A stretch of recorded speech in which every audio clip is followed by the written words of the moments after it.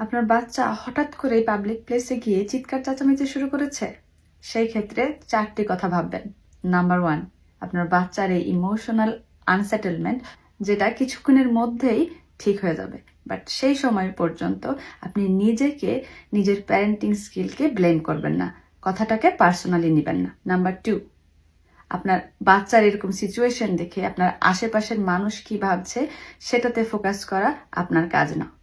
এই সময়ে আপনার একমাত্র কাজই হচ্ছে আপনার বাচ্চার বেস্ট কথাটা ভাবা এবং আপনার বাচ্চার সুরক্ষার কথা চিন্তা করা। নাম্বার 3, প্রতিটা মা বাবাই এরকম সিচুয়েশনের মধ্য দিয়ে যায়, আপনিও ঠিক তাই করছেন, সো ডোন্ট ফিল অ্যাশেমড।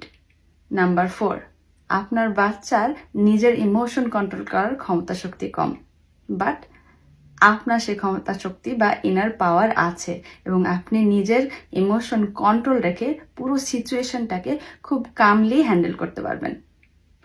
ভালো থাকুন।